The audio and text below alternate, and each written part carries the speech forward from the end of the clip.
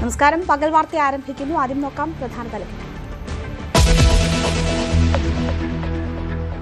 140 കോടി ജനങ്ങളുടെ പ്രതീക്ഷയുമായി ഇന്ത്യ ഇന്നിറങ്ങുന്നു. ന്യൂസിലൻഡിനെതിരെ 2020 കലാശ പോരാട്ടം അഹമ്മദാബാദ് നരേന്ദ്രമോദി സ്റ്റേഡിയത്തിൽ. എല്ലാ പ്രതീക്ഷയും സഞ്ജുവിൽ. സഞ്ജു മലയാളി, പൊളിക്കും മലയാളി.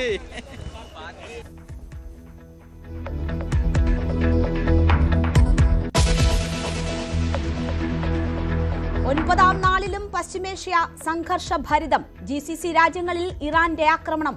ദുബായിൽ ഡ്രോൺ അവശിഷ്ടം വീണ് ഒരു മരണം. ബഹ്റൈനിൽ ഡ്രോൺ അവശിഷ്ടം വീണ് 3 പേർക്ക് പരിക്ക്. കുവൈറ്റിൽ 2 സുരക്ഷാ ജീവനക്കാർ കൊല്ലപ്പെട്ടു. ഇറാനെ ആക്രമിച്ചാൽ എവിടേക്കാണെങ്കിലും പ്രത്യാക്രമണം ഉണ്ടാകുമെന്ന് പ്രസിഡന്റ്. ആക്രമണം തുടരുമെന്ന് ഇസ്രായേൽ പ്രധാനമന്ത്രി.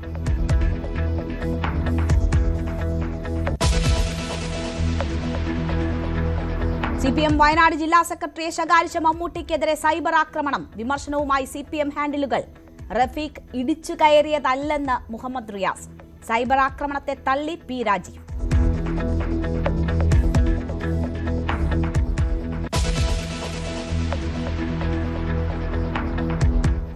CPM സ്ഥാനാർത്ഥി നിർണയത്തിനെതിരെ പൊന്നാനി മണ്ഡലം കമ്മിറ്റിയിൽ എതിർപ്പ്. KT ജലീലിനെ തവനൂരിൽ സ്ഥാനാർത്ഥിയാക്കിയതിലും പ്രാദേശികമായി എതിർപ്പ്. Congress screening committee chairman Madhusudanan Mistry ഇന്ന് തിരുവനന്തപുരത്ത്. ഘടകകക്ഷികളുമായുള്ള സീറ്റ് വിഭജന ചർച്ചകൾ 2 ദിവസത്തിനകം പൂർത്തിയാക്കും. അടൂരിൽ ചിറ്റയം ഗോപകുമാറിന് ഇളവ് നൽകണമെന്ന് CPI ജില്ലാ നേതൃത്വം.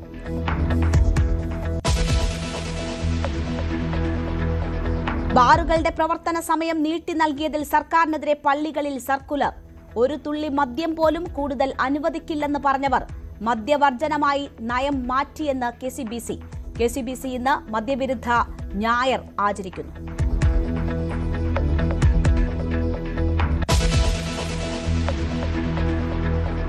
₹1 ഷൂസ് വാങ്ങാൻ കോഴിക്കോട്ടെ കടയിലേക്ക് ഇടിച്ചു കയറിയത് 20,000-ഓളം പേർ. സംഘർഷം, പോലീസ് ലാത്തി വീശി. നിരവധി പേർക്ക് പരിക്ക്. കട ഉടമകൾക്കെതിരെ കേസ്. 8 പേർ കസ്റ്റഡിയിൽ.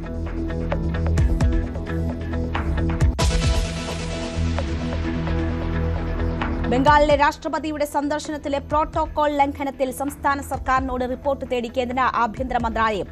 ഇന്ന് 5 മണിക്ക് മുൻപായി റിപ്പോർട്ട് നൽകണം. വിവാദമായത് മുഖ്യമന്ത്രിയും മന്ത്രിമാരും ചടങ്ങിൽ നിന്ന് വിട്ടുനിന്നത്. രാഷ്ട്രപതി രാഷ്ട്രീയം കളിക്കുന്നുവെന്ന് മമത.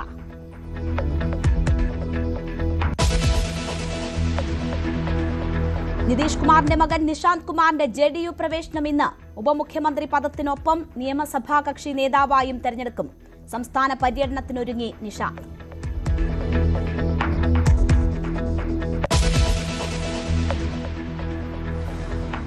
വാർത്തയിലേക്ക് വിശദമായി. 2020 ലോകകപ്പ് ഫൈനലിൽ ഇന്ന് ഇന്ത്യ ന്യൂസിലാൻഡിനെ നേരിടും. രാത്രി 7-ന് അഹമ്മദാബാദിലാണ് കലാശ പോരാട്ടം. വിവരങ്ങളുമായി ഹരികൃഷ്ണൻ ചേരുകയാണ്. ഹരി, എല്ലാ കണ്ണുകളും സഞ്ജുവിലേക്കാണ്. തുടർച്ചയായ ലോകകപ്പ് ജയം എന്ന ലക്ഷ്യവുമായി ആണ് ഇന്ത്യ ഇറങ്ങുന്നത്. ഏറ്റവും കൂടുതൽ ലോകകപ്പ് 2020 ലോകകപ്പ് എന്ന നേട്ടം കൂടി ഇന്ത്യ കൊതിക്കുന്നുണ്ട്. ഇന്ത്യയുടെ സാധ്യതകൾ എങ്ങനെയാണ്?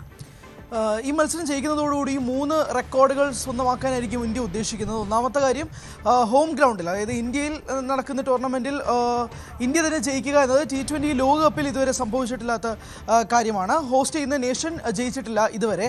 മറ്റൊരു കാര്യം, T20 ലോകകപ്പിൽ തുടർച്ചയായി ഉള്ള 2 ലോകകപ്പുകളിൽ ഒരേ ടീം ജയിച്ചിട്ടില്ല. ഡിഫൻഡിംഗ് ചാമ്പ്യൻസ് ജയിച്ചിട്ടില്ല. അതും സ്വന്തമാക്കാനായിരിക്കും ഇന്ത്യ ഇറങ്ങുന്നത് എന്നുള്ളതും എടുത്ത് സൂചിപ്പിക്കേണ്ടിയിരിക്കുന്നു. അങ്ങനെയുള്ള ചരിത്ര റെക്കോർഡുകളൊക്കെ നിൽക്കുകയാണ്. എന്തായാലും കണ്ണുകൾ സഞ്ജു സാംസണിലേക്ക് തന്നെയാണ്. അത്രയധികം ഫോമിൽ നിൽക്കുകയാണ്. വെസ്റ്റ് ഇൻഡീസിനെതിരെ 97, ഇംഗ്ലണ്ടിനെതിരെ 89 ഒരു ഫയർ നോക്കിൽ നിൽക്കുകയാണ് സഞ്ജു. ഇന്ത്യക്ക് നഷ്ടപ്പെട്ട ആ തുടക്കം, ആ ഒരു ഗംഭീരമായ ഇന്നിങ്സ് തുടക്കം നൽകിയത് സഞ്ജു സാംസണാണ്.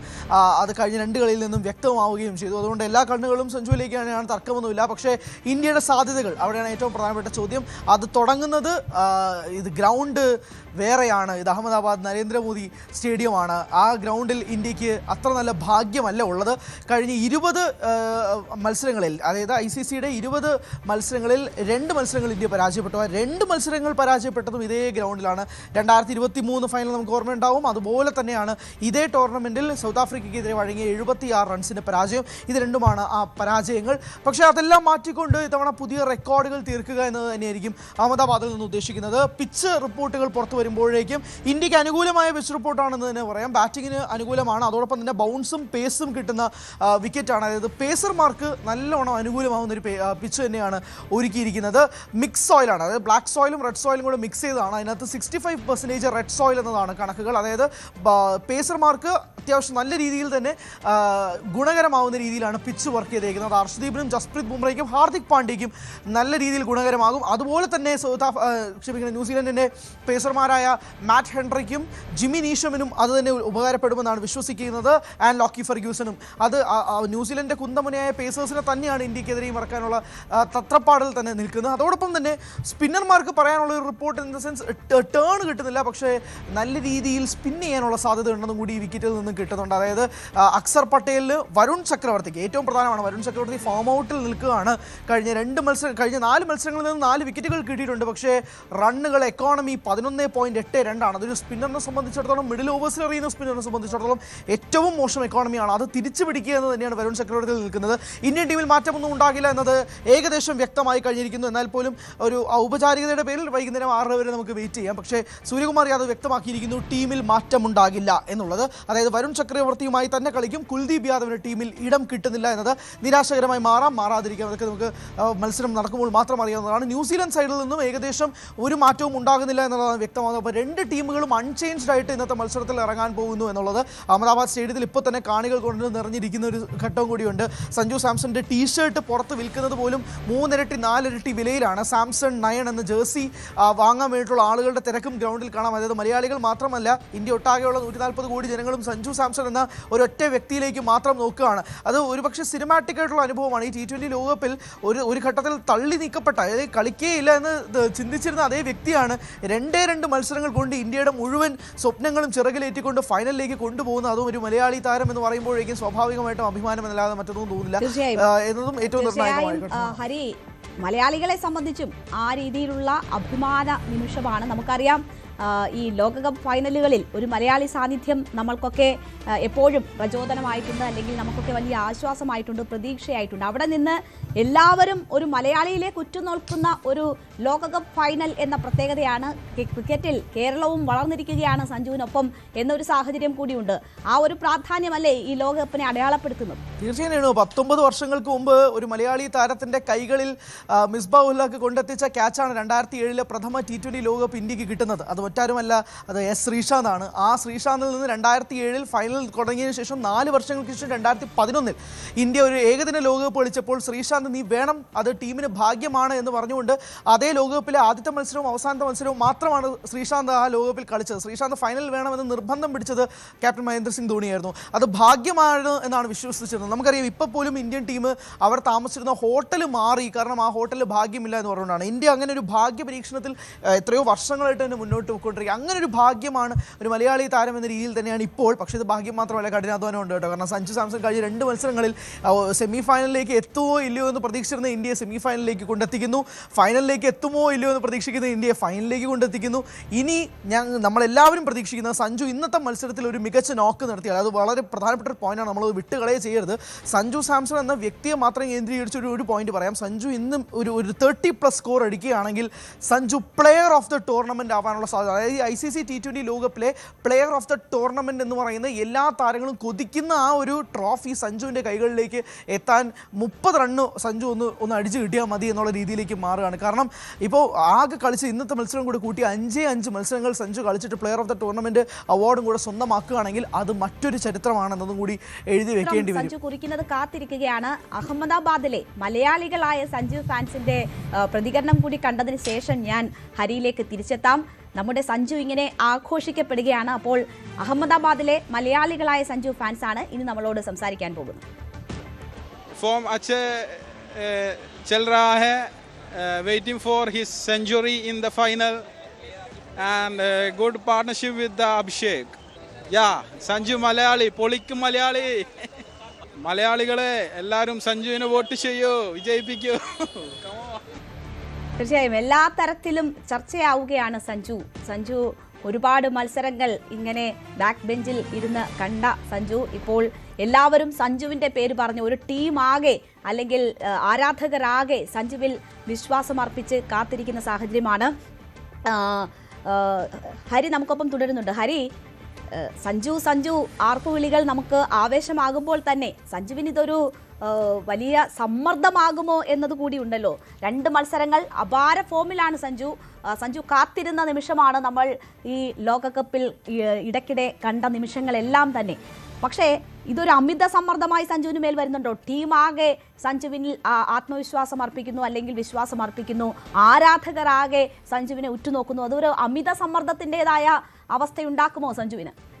രേണു, സഞ്ജുവിൻ്റെ വാക്കുകൾ തന്നെ കടമെടുത്താൽ ഞാൻ സമ്മർദ്ദത്തിൻ്റെ അങ്ങേയറ്റം കണ്ടിട്ട് വന്ന മനുഷ്യനാണ്, എനിക്കിതൊന്നും ഒരു സമ്മർദ്ദമേ അല്ല എന്ന് സഞ്ജു പറഞ്ഞിട്ടുണ്ട്. അതായത് ഈ ന്യൂസിലൻഡ് സീരീസിൽ, അതായത് ഈ T20 ലോകകപ്പിന് തൊട്ട് മുന്നേ ഉള്ള സീരീസ് ന്യൂസിലൻഡിനെതിരെയായിരുന്നു. അത് 5 മത്സരങ്ങളിൽ വെറും 46 റൺസ് മാത്രം എടുത്തുകൊണ്ടാണ് സഞ്ജുവിന് ഈ T20 ലോകകപ്പിലെ ഫസ്റ്റ് കീപ്പർ പൊസിഷനെ അങ്ങ് പോയത്.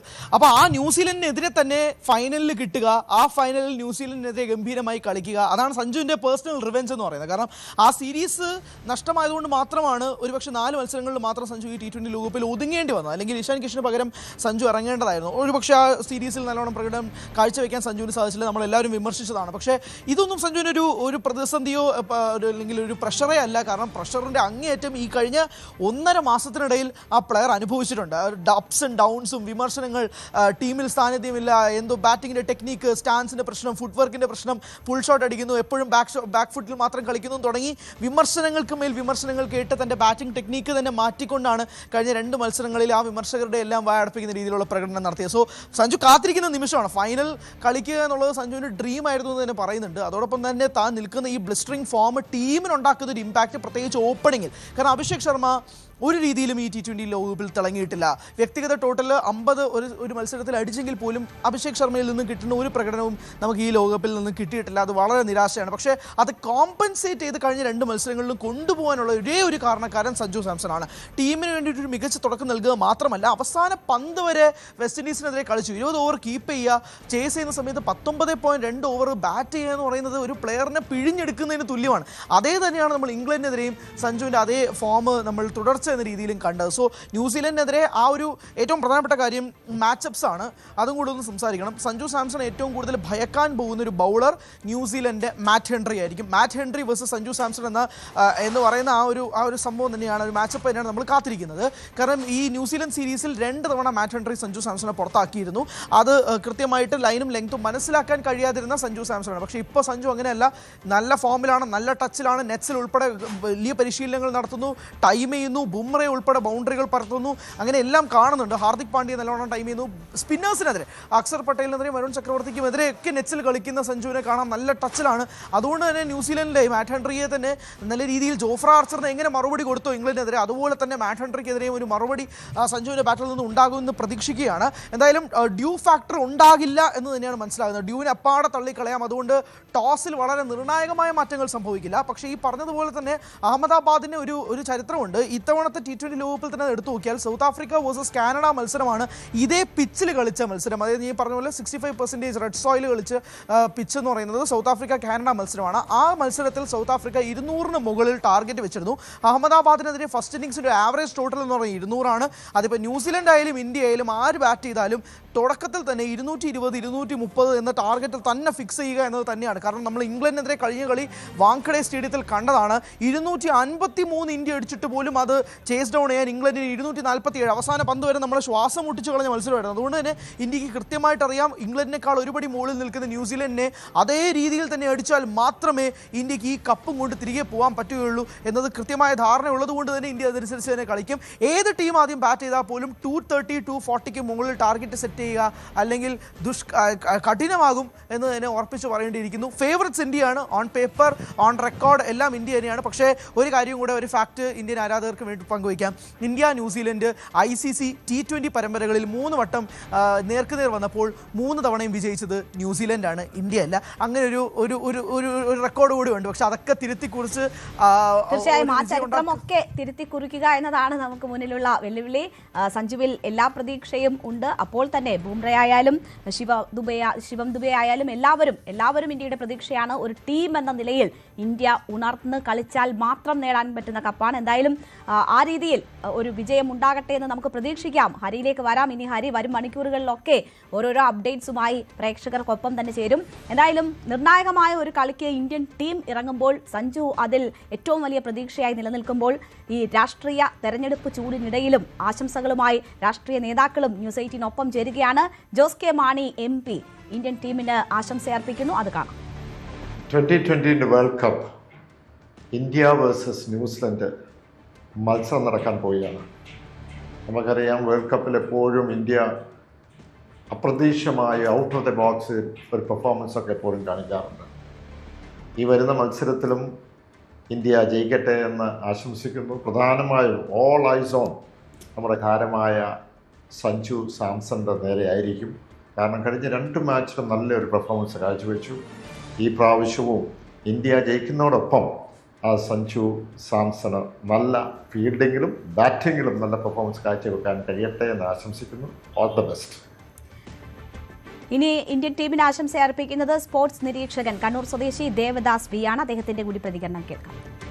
സെഞ്ചുറി പോലും ഒരു ആദ്യത്തെ ഫേസ് 20 റൺസ് കഴിഞ്ഞാൽ സഞ്ജുവിൻ്റെ ഒരു സെഞ്ചുറിയിലേക്ക് പോയ പിന്നെ 150 പോലും സഞ്ജുവിന് എടുക്കാൻ പറ്റിയ ഒരു താരം. T20 ഒരു 150 എടുക്കാൻ പറ്റിയ ഒരു താരം ഉണ്ടെങ്കിൽ അത് സഞ്ജു സാംസൺ ആണ്.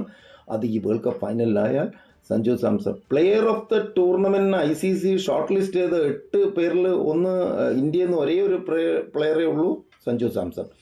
അപ്പം നോക്കണം, സഞ്ജു സാംസണ് പുറത്തിരുത്തിയവർക്കെല്ലാം എല്ലാവർക്കും ഉള്ളൊരു ഇരട്ടടി തന്നെയാണ് സഞ്ജു സാംസണിൻ്റെ ഈ റിഡംഷൻ. അത് പക്ഷേ ഇന്ത്യൻ കായിക പ്രേമികൾക്ക് സഞ്ജു സാംസൺ ആ ടൂർണമെൻറ്റ് കൊണ്ടുവരും. അതേപോലെ ഒരു എക്സ് ഫാക്ടറാണ്. ഇതിലെല്ലാം ഡിഫറൻസ് ഈക്വലാണ് കളിക്കാരുടെ ഇതെല്ലാം. പക്ഷേ എക്സ് ഫാക്ടർ ബോളിങ്ങിൽ ബുംറയാണ്. ബുംറയുടെ ബോളിങ് ടോപ്പ് ഓർഡറിൽ ഫസ്റ്റ് ഓവറിന് ബോൾ ചെയ്യാൻ വന്ന് ആ പവർ പ്ലേയിൽ സീഫോർട്ടിനെയും അലനെയും എല്ലാം വിക്കറ്റ് എടുത്തെങ്കിൽ ഇന്ത്യക്ക് വിജയം ഉറപ്പാണ്. ബുംറ എന്ന ഇതും സഞ്ജു സാംസൺ എന്ന അത്യുല്യ താരവും ഇന്ത്യക്ക് ലോകകപ്പ് നേടിത്തരും എന്ന് തന്നെയാണ്. സഞ്ജു സാംസനെ സംബന്ധിച്ച് ഇത് കഠിനാധ്വാനത്തിന്റെ വിജയം കൂടിയാണ്. ഇപ്പോൾ അദ്ദേഹം ഈ അനുഭവിക്കുന്ന അല്ലെങ്കിൽ അദ്ദേഹം ഇങ്ങനെ ആഘോഷിക്കപ്പെടുന്ന ഈ നിമിഷങ്ങൾ എന്ന് തന്നെ നമുക്ക് പറയാം. ഇന്ത്യ ന്യൂസിലാൻഡ് ഫൈനൽ ആവേശത്തോടെയാണ് ഓരോ ആരാധകരും കാത്തിരിക്കുന്നത്. സഞ്ജു ഇന്ന് മികച്ച പ്രകടനം തന്നെ പുറത്തെടുക്കുമെന്നാണ് ആരാധകരുടെ പ്രതീക്ഷ. കൊച്ചിയിൽ നിന്ന് നവമി ദിനേശ് തയ്യാറാക്കിയ റിപ്പോർട്ട് കാണാം. രാജ്യമെങ്ങും ഇന്നത്തെ ക്രിക്കറ്റ് ആവേശത്തിനായി ആ സമയത്തിനായി 7 മണിക്കായി കാത്തിരിക്കുകയാണ്. അതിലേറെ ആവേശവും സന്തോഷവുമാണ് നമ്മൾ മലയാളികൾക്ക്. മറ്റൊന്നുമല്ല, നമ്മുടെ സ്വന്തം സഞ്ജു സാംസൺ ഇന്ന് കളത്തിലിറങ്ങുമ്പോൾ കഴിഞ്ഞ 2 തവണത്തെ പോലെ മികച്ച ഫോമിൽ തന്നെയായിരിക്കും സഞ്ജു സെഞ്ചുറി അടിച്ച് നമ്മുടെ കപ്പ് ഉയർത്തുമെന്ന പ്രതീക്ഷയിൽ തന്നെയാണ്. എന്നോടൊപ്പം കുറച്ച് ക്രിക്കറ്റ് ആരാധകരുണ്ട്. അവരിവിടുത്തെ മത്സരമൊക്കെ കഴിഞ്ഞ് അല്പം ക്ഷീണിച്ചിരിക്കുകയാണ്. ഇവിടുത്തെ മത്സരത്തിൽ ആരാ ജയിച്ചത്?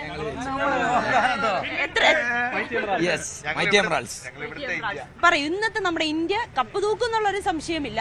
എങ്ങനെയായിരിക്കും ഇന്നത്തെ ഒരു കളി? നമ്മുടെ സഞ്ജു അടിപൊളിയായിട്ട് കളിക്കും. അതിനോടൊപ്പം അഭിഷേകിന്റെ ഒരു തിരിച്ചുവരവായിരിക്കും ഇന്ന്. അഭിഷേക് ഇന്ന് കഴിഞ്ഞ ദിവസങ്ങളിലെ പ്രശ്നങ്ങളൊക്കെ മാറ്റി ഇന്ന് ഉഗ്രനായിട്ട് കളിക്കും. പിന്നെ നമ്മുടെ ബുംറയുടെ ബോളിംഗ് അതായിരിക്കും നമ്മുടെ ഏറ്റവും വലിയ സ്ട്രെങ്ത്. ബുംറ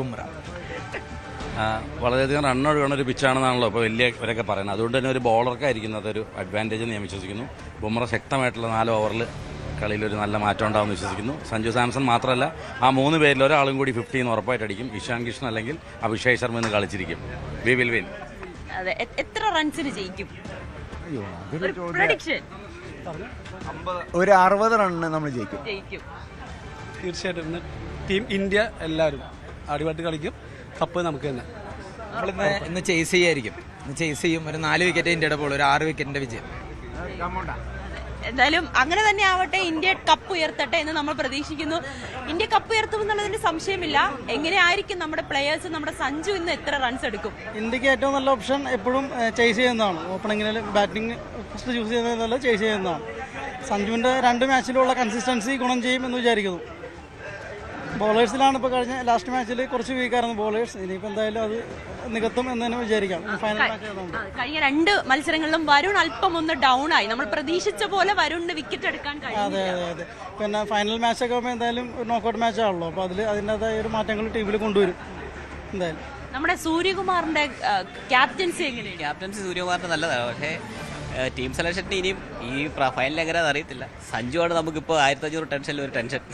അതെ സെഞ്ചുറി അടിക്കും. കഴിഞ്ഞ 2 കളിയിലും സഞ്ജു എടുത്ത സ്കോറാണ് ഇന്ത്യക്ക് നിർണായകം. അതെ നിർണായകമായത്. ഈ പ്രാവശ്യം ലാസ്റ്റ് ന്യൂസിലാൻഡായിട്ടുണ്ടായിരുന്ന 5 സീരീസിൽ അഭിഷേക് ശർമ്മ നല്ല രീതിയിൽ പെർഫോം ചെയ്ത ആളാണ്. അപ്പോൾ അഭിഷേക് ശർമ്മനെ അങ്ങനെ തള്ളിക്കളയാൻ പറ്റില്ല. പുറത്തിരുത്തുന്നത് നല്ലതല്ല എന്നാണ് എൻ്റെ അഭിപ്രായം. കാരണം ആൾക്ക് എപ്പോൾ വേണമെങ്കിലും പെർഫോം ചെയ്യാൻ പറ്റുന്ന കപ്പാസിറ്റി ഉള്ളൊരു പ്ലെയറാണ്.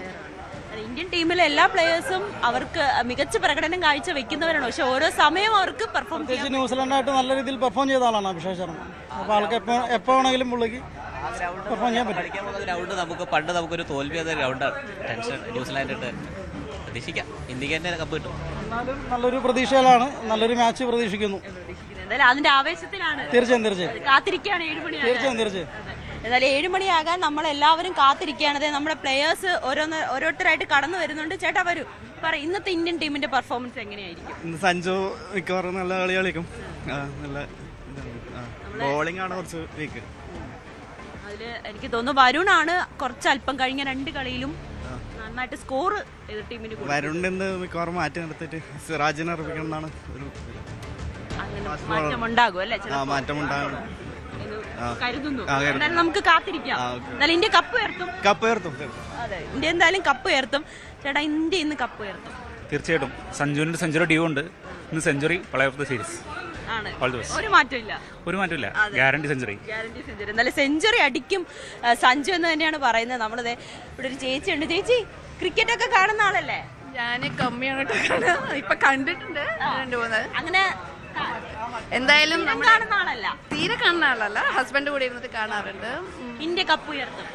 പിന്നെ ഫുൾ കോൺഫിഡൻസ് ഉണ്ട്. നമ്മുടെ സഞ്ജു അതെ, മെയിൻ താരം അവരാണ് ഈ പ്രാവശ്യത്തെ സീരീസിൽ. എന്നാലും ഞാൻ നമ്മുടെ ടീമിന്റെ എല്ലാവരെയും എനിക്ക് തോന്നുന്നു ടീം വർക്ക് ഒന്നിച്ചിട്ട് ചെയ്ത് കഴിഞ്ഞാൽ ഡെഫിനറ്റ്ലി നമ്മൾ കപ്പടിക്കാൻ പറ്റും. ഇന്നെന്തായാലും കാണും.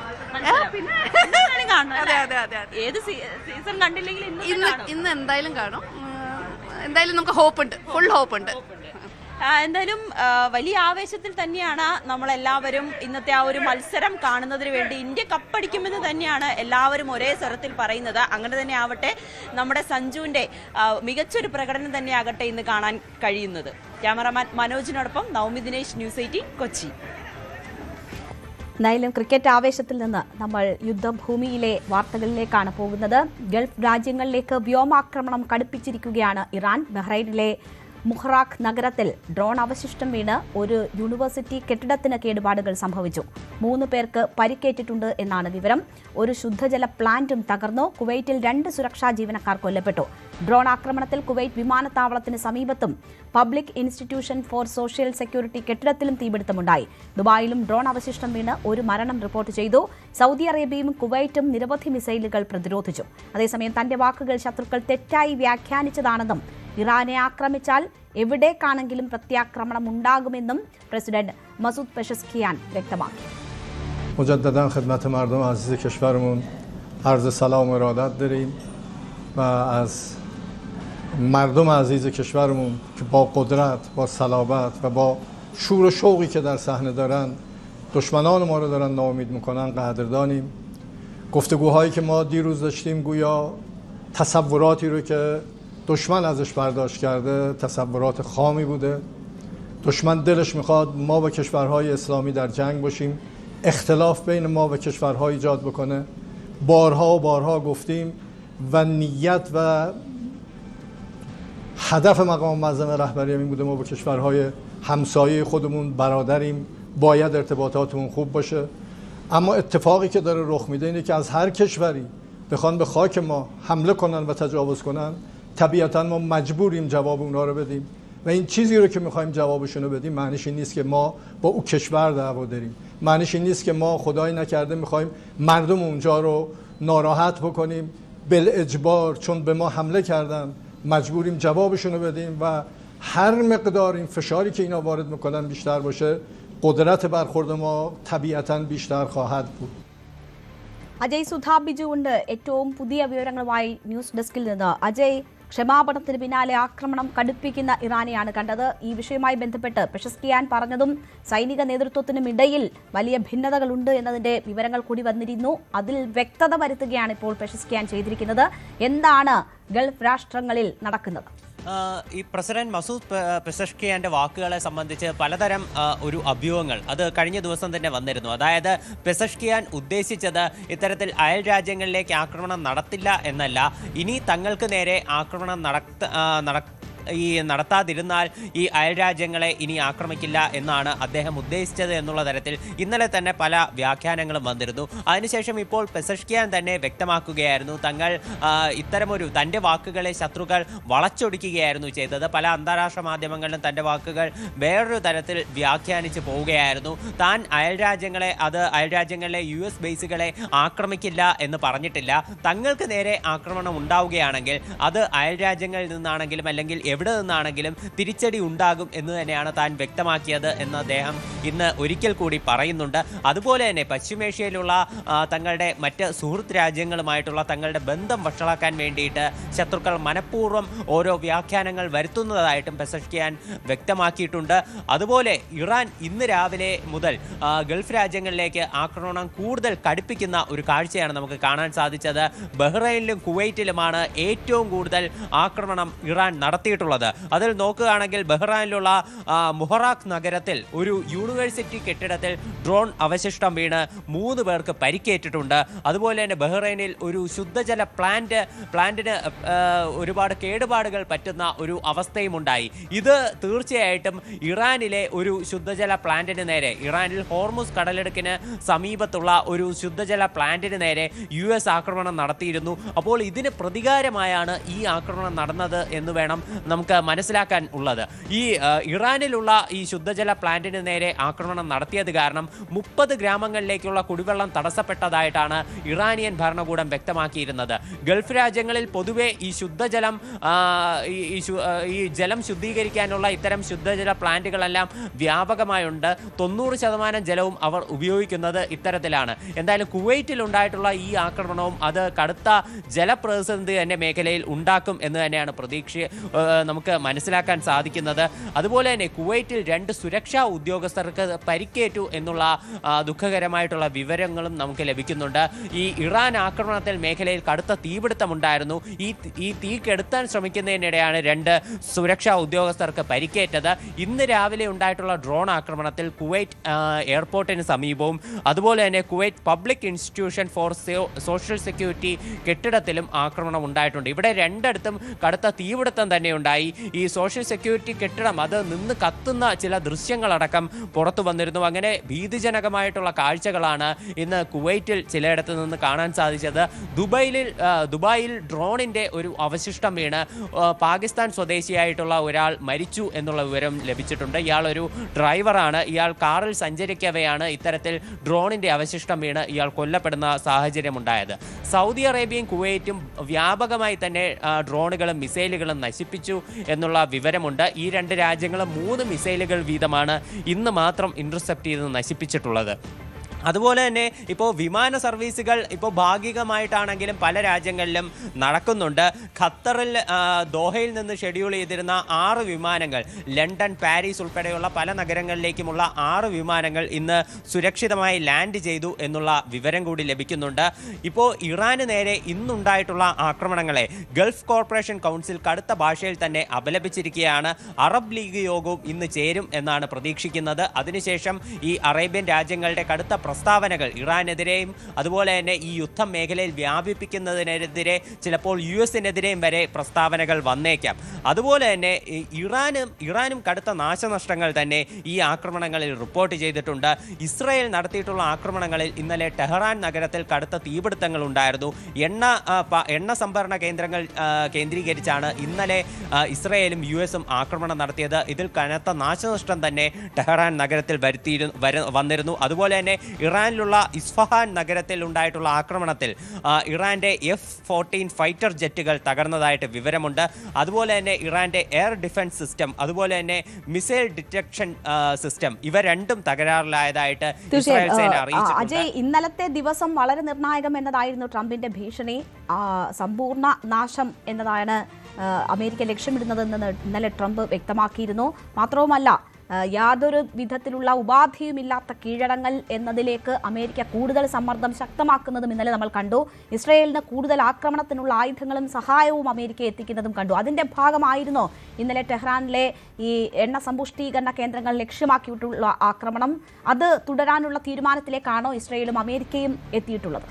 തീർച്ചയായിട്ടും ഇസ്രായേലിന്റെ പ്രസ്താവന അനുസരിച്ച് ഇറാനിൽ കനത്ത നാശം വരുത്തിയിട്ടുണ്ട്. അതുപോലെ തന്നെ പ്രധാനമന്ത്രി ബെഞ്ചമിൻ നെതന്യാഹുവിന്റെ സ്റ്റേറ്റ്മെന്റ് വന്നിട്ടുണ്ട്. അദ്ദേഹം പറഞ്ഞത് ഈ ആക്രമണം ഇതുപോലെ തന്നെ ശക്തമായി തുടരും എന്നാണ്. US ഇതിന് ആവശ്യത്തിലധികം സഹായിച്ചിട്ടുണ്ട്. US-ന് ഇപ്പോൾ പ്രധാനമന്ത്രി നന്ദിയും അറിയിച്ചിട്ടുണ്ട്. അതുപോലെ തന്നെ ഇപ്പോൾ പ്രധാനമായിട്ടും ഇറാന്റെ ഒരു രഹസ്യാന്വേഷണ വിഭാഗമാണ് ഖുദ്സ് സേന. ഇവരുടെ ഒരു 16 പോർ വിമാനങ്ങൾ നശിപ്പിച്ചതായിട്ട് വിവരമുണ്ട്. ഇവരുടെ 4 സൈനികരെ വധിച്ചതായിട്ടും ഇവരുടെ 4 സൈനികർ ഇപ്പോൾ ലെബനനിലായിരുന്നു. ലെബനനിൽ വെച്ച് ഈ 4 രഹസ്യാന്വേഷണ ഉദ്യോഗസ്ഥരെയും കൊലപ്പെടുത്തിയതായിട്ടും വിവരമുണ്ട്. അതുപോലെ തന്നെ ഇസ്ഫഹാനിൽ ഉണ്ടായിട്ടുള്ള സ്ഫോടനങ്ങളിൽ 11 മരണങ്ങളാണ് റിപ്പോർട്ട് ചെയ്തിട്ടുള്ളത്. എണ്ണ സംഭരണ കേന്ദ്രങ്ങളിൽ ഉണ്ടായിട്ടുള്ള തീപിടുത്തത്തിൽ 4 മരണങ്ങളും ഇതുവരെ റിപ്പോർട്ട് ചെയ്തിട്ടുണ്ട്. അതുപോലെ തന്നെ ഇസ്രായേലിലേക്കും ആക്രമണം പല ഭാഗത്തു നിന്നുണ്ട്. ഇറാനിൽ നിന്ന് മിസൈലുകൾ ഇസ്രായേലിലേക്ക് പോയിരുന്നു. അതുപോലെ തന്നെ ഹിസ്ബുള്ള സേന അവർ ഈ ലെബനനിൽ നടത്തിയിട്ടുള്ള ആക്രമണങ്ങൾക്ക് തിരിച്ചടിയായിട്ട് ഇസ്രായേലിലേക്ക് മിസൈലുകളും അതുപോലെ തന്നെ റോക്കറ്റുകളും അയച്ചതായിട്ടാണ് പറയുന്നത്. ഇസ്രായേലിലെ ഒരു നഗരത്തിലടക്കം ഈ മിസൈലുകൾ പതിച്ചതായിട്ട് ഇവർ റിപ്പോർട്ട് ചെയ്തിട്ടുണ്ട്. അതുപോലെ IRGC പ്രതിനിധികളുടെ ഭാഗത്ത് നിന്ന് ചില പ്രസ്താവനകൾ വരുന്നുണ്ട്. ഇതുകൂടി നിർണായകമാണ്. അതായത് IRGC പ്രതിനിധികൾ പറയുന്നത് തങ്ങൾക്ക് US-നോട് വേണമെങ്കിൽ ഇനിയും 6 മാസം ഇതേ തോതിൽ തന്നെ ആക്രമണം നടത്താനുള്ള ശേഷി ഇറാനിലുണ്ട്. ഇതുവരെ ഇറാൻ ഉപയോഗിച്ചത് ഫസ്റ്റ് ജനറേഷൻ മിസൈലുകളും സെക്കൻഡ് ജനറേഷൻ മിസൈലുകളും മാത്രമാണ്. ദീർഘദൂര അഡ്വാൻസ് ടെക്നോളജിയുള്ള ന്യൂ ജനറേഷൻ മിസൈലുകളും തങ്ങളുടെ പക്കലുണ്ട്. അത് തങ്ങൾ ഇതുവരെ യുദ്ധമുഖത്ത് ഉപയോഗിച്ചിട്ടില്ല. ഇനി 6 മാസവും ഇതേ തോതിൽ തന്നെ തങ്ങൾ യുദ്ധം തുടരും. വേണ്ടി വന്നാൽ ഇത്തരം അഡ്വാൻസ് വെപ്പൺസ് തന്നെ തങ്ങളെടുത്ത് ഉപയോഗിക്കും എന്നും പറഞ്ഞിട്ടുണ്ട്. അതുപോലെ ഇറാനിലെ അടുത്ത പരമോന്നത നേതാവിൻ്റെ തെരഞ്ഞെടുപ്പിനെ സംബന്ധിച്ചും ചില വിവരങ്ങൾ ഇപ്പോൾ നിലവിൽ പുറത്തു വന്നിട്ടുണ്ട്. അതായത് അവരുടെ അസംബ്ലി ഓഫ് എക്സ്പേർട്സ് ആണ്. 88 അംഗങ്ങളുള്ള അസംബ്ലി ഓഫ് എക്സ്പേർട്സും പ്രസിഡന്റ് നേതൃത്വത്തിലുള്ള സമിതിയും ചേർന്നാണ് ഈ ഒരു പുതിയ പരമോന്നത നേതാവിനെ തിരഞ്ഞെടുക്കുന്നത്. ഈ അസംബ്ലി ഓഫ് എക്സ്പേർട്സിലുള്ള ഒരു അംഗമായിട്ടുള്ള ആയത്തുള്ള മുഹമ്മദ് മഹ്ദി മിർബാഗേരി നിലവിൽ പ്രതികരിച്ചിട്ടുള്ളത് ഈ പുതിയ നേതാവിനെ സംബന്ധിച്ച് അംഗങ്ങൾക്കിടയിൽ ഒരു ധാരണയായിട്ടുണ്ട്, ഒരു പൊതു അഭിപ്രായത്തിലേക്ക് നീങ്ങുന്നതായും ഇദ്ദേഹം വ്യക്തമാക്കിയിട്ടുണ്ട്. അങ്ങനെയാണെങ്കിൽ ഇറാനിൽ ചിലപ്പോൾ ഒരു പുതിയ പരമോന്നത നേതാവിനെ സംബന്ധിച്ചുള്ള പ്രഖ്യാപനവും ഉടൻ തന്നെ നമുക്ക് പ്രതീക്ഷിക്കാം. തീർച്ചയായും എന്തായാലും പുതിയ പുരോഹിതന്റെ പ്രഖ്യാപനം എന്നത് ഏറ്റവും അത്യാവശ്യം നടക്കേണ്ടുന്ന കാര്യമാണ് എന്നത് മതപുരോഹിതർ ഉൾപ്പെടെ കഴിഞ്ഞ ദിവസം ചൂണ്ടിക്കാട്ടിയിട്ടുള്ള കാര്യമുണ്ട്. അത് വൈകുന്നത് ഒരു കീഴടങ്ങലായോ അല്ലെങ്കിൽ ഭയപ്പാടായോ ഉള്ള സന്ദേശം പുറമേക്ക് പോകുന്ന ഒരു സാഹചര്യമുണ്ട്. ഇതൊക്കെ കൂടി മുന്നിൽ കണ്ടുകൊണ്ടാണ് അത്തരമുള്ള നീക്കം ഇറാൻ കൂടുതൽ ശക്തമാക്കിയിരിക്കുന്നത്, അല്ലെങ്കിൽ അതിന് കുറച്ച് വേഗം കൂട്ടിയിരിക്കുന്ന സാഹചര്യം ഉണ്ടായിട്ടുള്ളതും. അജയ് സുധ ബിജു ആണ് ഏറ്റവും പുതിയ വിവരങ്ങൾ പങ്കുവച്ചത്. അയത്തുള്ള അലി ഖമനേയിക്ക് പിന്തുണയുമായി പാകിസ്ഥാനിലെ കറാച്ചിയിൽ വിവിധ ഷിയ സംഘടനകൾ പ്രതിഷേധ യോഗം സംഘടിപ്പിച്ചു. സ്ത്രീകൾ ഉൾപ്പെടെ ആയിരക്കണക്കിന് ജനങ്ങളാണ് അതിൽ പങ്കെടുത്തത്. US-നും ഇസ്രായേലിനും മരണം എന്നെഴുതിയ ഹോർഡിങ്ങുകൾ പിടിച്ചായിരുന്നു പ്രതിഷേധം.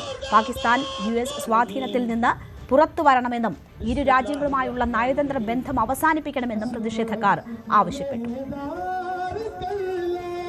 तमाम के तमाम मुसलमान तशय्यो तसन्नुन सब मिलके यहाँ पर अगर जमा हुए हैं इस जुल्म के खिलाफ, जो जुल्म जो है अमेरिका और इसराइल की तरफ से आ रहा है। और हमारा मुतालबा भी यही है कि खुदादादी मुमलिकत पाकिस्तान से इस नजीस वजूद को ख़त्म किया जाए, इसके असर रसूख को ख़त्म किया जाए और इस नजीस वजूद को यहाँ से निकाल कर बाहर फेंक दिया जाए. UAE-യിൽ ഭക്ഷ്യസുരക്ഷ ഉറപ്പാക്കുന്നതിന്റെ ഭാഗമായി ലുലു സ്റ്റോറുകളിലേക്ക് 80 ടൺ പഴം പച്ചക്കറി ഉൽപ്പന്നങ്ങളുമായി ഇത്തിഹാദ് വിമാനം അബുദാബിയിലെത്തി. വരും ദിവസങ്ങളിലും ചരക്ക് വിമാനങ്ങളിൽ അവശ്യ വസ്തുക്കൾ എത്തിക്കുമെന്ന് ലുലു ഗ്രൂപ്പ് വ്യക്തമാക്കി. ഇന്ത്യക്ക് പുറമെ മെൽബൺ അടക്കം ലോകത്തെ പ്രധാന നഗരങ്ങളിലെ സംഭരണ കേന്ദ്രങ്ങൾ വഴി മികച്ച ഉൽപ്പന്നങ്ങൾ UAE-യിൽ എത്തിക്കും. UAE-യിലെ പ്രവാസികൾ ഉൾപ്പെടെയുള്ളവർക്ക് യാതൊരു തടസ്സവുമില്ലാതെ പഴം പച്ചക്കറി മറ്റ് അവശ്യ വസ്തുക്കൾ ഉറപ്പാക്കുന്നതിന്റെ ഭാഗമായാണ് ഈ നീക്കമെന്ന് Lulu group chairman MA Yusuff Ali വ്യക്തമാക്കി. പശ്ചിമേഷ്യൻ യുദ്ധം തുടരുന്ന സാഹചര്യത്തിൽ സമാധാനത്തിനായി പ്രാർത്ഥന നടത്തി ഓർത്തഡോക്സ് സഭ. പള്ളികളിൽ കുർബാന മധ്യേ പ്രത്യേക പ്രാർത്ഥന നടന്നു. Konni Vattakkavu saint Peter's and saint Paul's orthodox പള്ളിയിൽ പരിശുദ്ധ കാതോലിക്ക ബാവ പ്രാർത്ഥനയ്ക്ക് നേതൃത്വം നൽകി. കലഹത്തിലും കഷ്ടപ്പെടുന്ന ജനങ്ങളെ കരുണയോടെ നോക്കണമേ. എൻ്റെ സമാധാനം ഞാൻ നിങ്ങൾക്ക് തരുന്നു, ലോകം തരുന്നത് പോലെയല്ല എന്ന് വാഗ്ദത്തം ചെയ്ത കർത്താവേ, നിൻ്റെ യഥാർത്ഥ സമാധാനം ഇന്നത്തെ ലോകത്തിൽ വാഴിക്കണമേ. യുദ്ധം, ഭീകരത, വൈരാഗ്യം എന്നിവ കൊണ്ട് വേദനിക്കുന്ന രാജ്യങ്ങൾക്കും ജനങ്ങൾക്കും സമാധാനം ലഭിക്കണമേ. രാജ്യങ്ങൾ തമ്മിലുള്ള വൈരവും ആയുധ സമാഹരണവും. രാഷ്ട്രപതി ദ്രൗപദി മുർമു പങ്കെടുത്ത പരിപാടിയുടെ വേദി മാറ്റിയതും മുഖ്യമന്ത്രിയും മന്ത്രിമാരും ചടങ്ങിൽ നിന്ന് വിട്ടുനിന്നതിനെയും ചൊല്ലി കേന്ദ്രവും പശ്ചിമബംഗാൾ സർക്കാരും തമ്മിൽ പോര് കനക്കുന്നു. രാഷ്ട്രപതിയുടെ സന്ദർശനത്തിനിടെയുണ്ടായ പ്രോട്ടോകോൾ ലംഘനത്തിൽ സംസ്ഥാന സർക്കാരിനോട് കേന്ദ്ര ആഭ്യന്തര മന്ത്രാലയം റിപ്പോർട്ട് തേടി. 5 മണിക്ക് മുൻപായി റിപ്പോർട്ട് നൽകാനാണ് നിർദ്ദേശം. ബിജെപിയുടെ നിർദ്ദേശപ്രകാരം രാഷ്ട്രപതി രാഷ്ട്രീയം കളിക്കുന്നുവെന്നാണ് മുഖ്യമന്ത്രി മമതാ ബാനർജിയുടെ ആരോപണം. ER രാകേഷ് വാർത്തയുടെ വിശദാംശങ്ങളുമായി ചേരുകയാണ്. രാകേഷ്, കേന്ദ്രവും പശ്ചിമബംഗാൾ സർക്കാരും അല്ലെങ്കിൽ മമതാ ബാനർജിയും തമ്മിലുള്ള ഏറ്റുമുട്ടൽ, അതിൽ പുതുമയൊന്നുമില്ല, പക്ഷേ അത് കൂടുതൽ കനക്കുന്നു എന്നതിന്റെ സൂചനകളാണോ ഇപ്പോൾ വരുന്നത്? എന്തൊക്കെയാണ് സംഭവിക്കുന്നത്? രേണുക, കാരണം അന്താരാഷ്ട്ര സാന്താൾ കോൺക്ലേവ് ഇന്നലെയാണ് ആരംഭിച്ചത്. അത് ഉദ്ഘാടനം ചെയ്ത് രാഷ്ട്രപതിയാണ്. പക്ഷേ അവസാന നിമിഷം ഇതിൽ ചടങ്ങിൻ്റെ വേദി മാറ്റി. ഒപ്പം തന്നെ മന്ത്രിമാരും മുഖ്യമന്ത്രിയും ഈ ചടങ്ങിൽ പങ്കെടുക്കുകയും ചെയ്തില്ല. ഇതിൽ അതൃപ്തി രാഷ്ട്രപതി തന്നെ ആ ചടങ്ങിൽ പരസ്യമാക്കി. കാരണം ഇത് ആദ്യം നിശ്ചയിച്ചിരുന്നത് ബിധാൻ നഗറിലാണ്. പക്ഷേ ഏറ്റവും ഒടുവിൽ ഇതിൻ്റെ വേദി മാറ്റി ഗോഷിയാപൂരിലേക്ക് മാറ്റുകയായിരുന്നു. ഇതാണ് ആ ചടങ്ങിൽ വെച്ച് രാഷ്ട്രപതി തന്നെ ചോദ്യം ചെയ്തത്. കാരണം പലരും ഈ ചടങ്ങിൽ പങ്കെടുക്കണമെന്ന് വിചാരിച്ചിരുന്നതാണ്. ഈ വേദി മാറ്റിയതുകൊണ്ട് അവർക്കൊന്നും എത്താൻ സാധിച്ചില്ല. മാത്രവുമല്ല, ചെറിയ വേദിയിലാണ് പരിപാടി സംഘടിപ്പിച്ചത്. ഇതിലുള്ള അതൃപ്തി രാഷ്ട്രപതി പരസ്യമാക്കുകയായിരുന്നു. താനും ബംഗാളിൻ്റെ മകളാണ്, പക്ഷേ തനിക്ക് പോലും ഇവിടേക്ക് വരാനുള്ള സാഹചര്യമില്ല. ഒരുപക്ഷെ ആളുകൾ വരരുത്, താൻ ഈ പരിപാടിയിൽ നിന്ന് മാറി നിൽക്കണമെന്ന് ഉദ്ദേശിച്ചുകൊണ്ടാകാം വേദി മാറ്റിയതെന്ന വിമർശനം രാഷ്ട്രപതിയുടെ ഭാഗത്തുണ്ടായി. ഇതിന് തൊട്ടു പിന്നാലെ പ്രധാനമന്ത്രി നരേന്ദ്രമോദി ഈ വിഷയത്തിൽ രൂക്ഷമായ പ്രതികരണവുമായി രംഗത്ത് വന്നു. കാരണം എല്ലാ പരിധിയും ബംഗാൾ സർക്കാർ ലംഘിക്കുന്നു എന്നാണ് വിമർശനം. രാഷ്ട്രപതിയെ അപമാനിച്ചു എന്ന ആരോപണം കൂടി പ്രധാനമന്ത്രി ആ ദൃശ്യങ്ങൾ സഹിതം, പ്രധാനമന്ത്രിയുടെ വീഡിയോ സഹിതം പങ്കുവയ്ക്കുകയും ചെയ്തു. പക്ഷേ മമതാ ബാനർജി ഇതിൽ പ്രതികരിച്ചത് രാഷ്ട്രപതി രാഷ്ട്രീയം കളിക്കുന്നു എന്നാണ്. കാരണം ഇത്രയും നാൾ കേന്ദ്രവും സംസ്ഥാനവും തമ്മിലുള്ള പോരായിരുന്നു നടന്നിരുന്നെങ്കിൽ രാഷ്ട്രപതിയെ കൂടി ഭാഗമാക്കിക്കൊണ്ട് രാഷ്ട്രപതി ഇതിൽ രാഷ്ട്രീയം കളിക്കുന്നു, BJPക്ക് വേണ്ടി രാഷ്ട്രീയം കളിക്കുന്നു എന്നൊരു ആരോപണം മമതാ ബാനർജി ഉന്നയിക്കുകയും ചെയ്തു. പക്ഷേ കേന്ദ്രം ഈ വിഷയത്തിൽ നിലപാട് കടുപ്പിക്കുകയാണ്. ഇന്നിപ്പോൾ കേന്ദ്രം വ്യക്തമാക്കിയിരിക്കുന്ന കാര്യം 5 മണിക്ക് മുമ്പ് എന്തൊക്കെ സജ്ജീകരണങ്ങൾ രാഷ്ട്രപതിയുടെ സന്ദർശനത്തിന്റെ ഭാഗമായി ഒരുക്കിയിരുന്നു എന്ന് വ്യക്തമാക്കിക്കൊണ്ട് റിപ്പോർട്ട് നൽകണമെന്നാണ് കേന്ദ്ര ആഭ്യന്തര സെക്രട്ടറി ചീഫ് സെക്രട്ടറിയോട് ആവശ്യപ്പെട്ടിരിക്കുന്നത്. കാരണം കേന്ദ്ര ആഭ്യന്തര മന്ത്രാലയം വ്യക്തമാക്കുന്നത് മന്ത്രിമാരും മുഖ്യമന്ത്രിയും ഒന്നും തന്നെ ഈ രാഷ്ട്രപതിയെ സ്വീകരിക്കാൻ എത്തിയില്ല. ചീഫ് സെക്രട്ടറി പോലും എത്തിയില്ല. ആകെ എത്തിയത് സിലിഗുരി മേയർ മാത്രമാണ്. അപ്പോൾ അത് പ്രോട്ടോകോൾ ലംഘനമാണ്. അതുകൊണ്ട് തന്നെ എന്തൊക്കെ സജ്ജീകരണങ്ങൾ ഒരുക്കി എന്ന് വിശദീകരിച്ചുകൊണ്ട് 5 മണിക്ക് മുമ്പ് റിപ്പോർട്ട് നൽകാനുള്ള നിർദ്ദേശമാണ് ഇപ്പോൾ ബംഗാൾ സർക്കാർ നൽകിയിട്ടുള്ളത്. ഏതായാലും സർക്കാരിൻ്റെ ഭാഗത്തുനിന്ന് ഔദ്യോഗിക പ്രതികരണമൊന്നും തന്നെ ഉണ്ടായിട്ടില്ല. 5 മണിക്ക് മുൻപായി ഇനി റിപ്പോർട്ട് നൽകുമോ എന്നാണ് അറിയേണ്ട വിഷയം. രേണുക, ER രാകേഷാണ് വിവരങ്ങൾ നൽകിയത്. ഇടത് സർക്കാരിന്റെ ഏറ്റവും വലിയ ജനകീയ പദ്ധതിയായ ക്ഷേമ പെൻഷൻ 2500 രൂപയാക്കി ഉയർത്തിയേക്കുമെന്ന അഭ്യൂഹങ്ങൾക്കിടെയാണ് വമ്പൻ പ്രഖ്യാപനങ്ങളുമായി UDFന്റെ പുതുയുഗ യാത്ര സമാപിച്ചത്.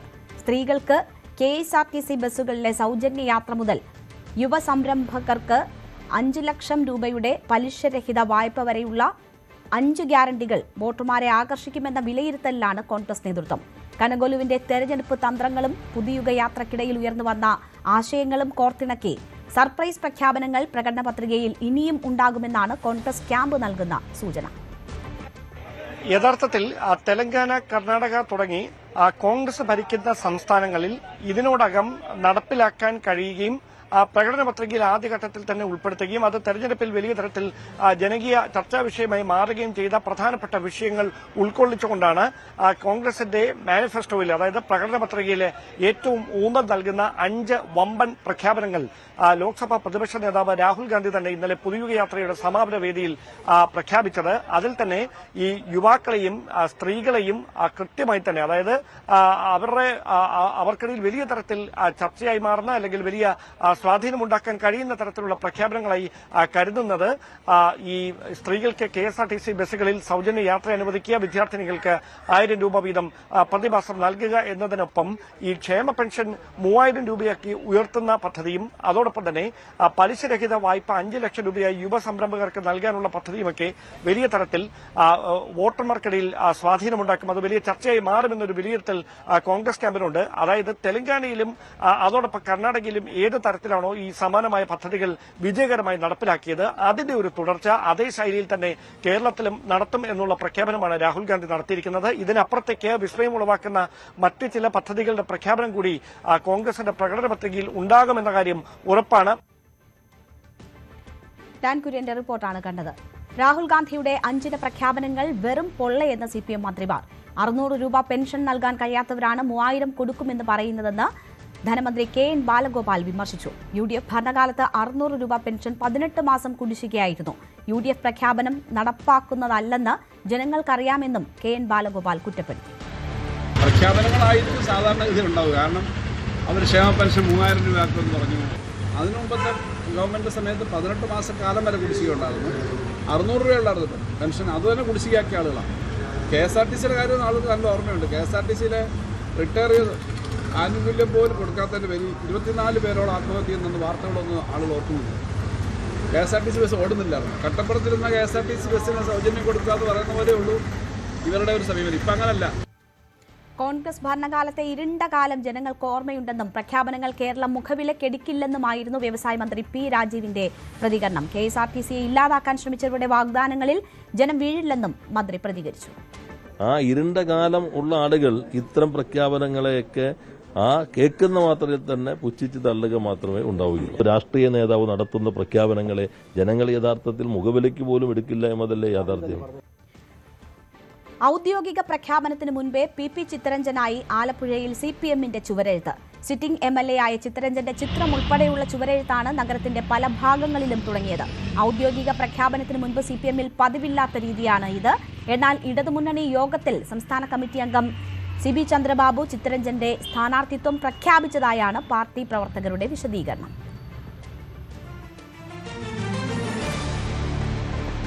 പാലക്കാട് DCC അധ്യക്ഷൻ A തങ്കപ്പനെതിരെ നെന്മാറയിൽ പോസ്റ്ററുകൾ. മണ്ഡലത്തിൽ DCC അധ്യക്ഷൻ മത്സരിക്കുമെന്ന അഭ്യൂഹങ്ങൾക്കിടയിലാണ് പോസ്റ്ററുകൾ പതിച്ചത്.